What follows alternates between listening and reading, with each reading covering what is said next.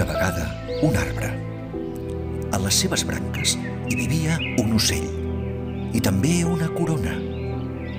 L'ocell amb la corona manava, era el rei d'aquell arbre. Però allí no hi havia més que fulles i l'ocell tot el dia donava voltes i més voltes per la capçada del seu arbre. Un bon dia es va desprendre de la corona i va marxar.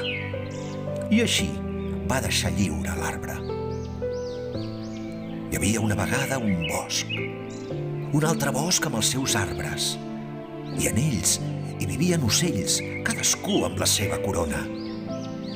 Un dia van veure arribar un ocell d'un altre bosc. Com que venia sense corona, el van deixar sol, apartat.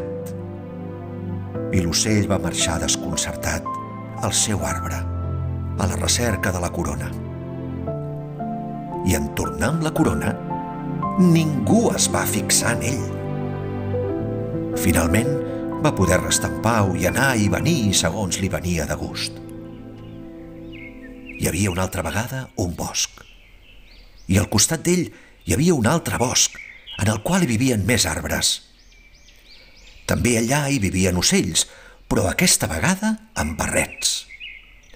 Un dia van veure arribar un ocell amb corona, i ells, que en tota la seva vida no havien vist res d'igual, van mantenir la distància.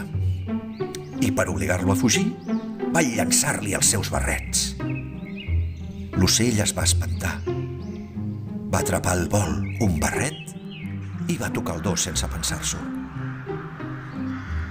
Hi havia, una altra vegada, un bosc. El bosc en el qual hi vivien els ocells amb corona. Un dia van veure arribar l'ocell que una vegada va anar a buscar la seva corona. Portava posat un barret. Amb el barret podíem anar en tot aquell bosc, però es va sentir desbordat. Què puc fer ara? Per on començo?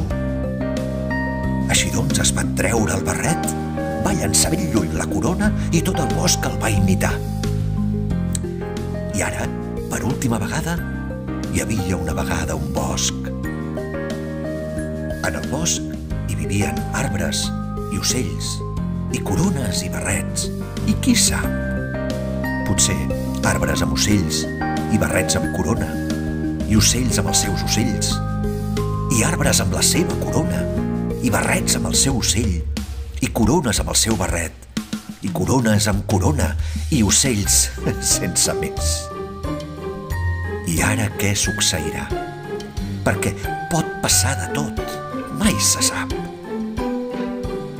Hi havia una vegada un ocell que vivia sol en un arbre i que un dia va decidir abandonar la seva corona i marxar a veure món.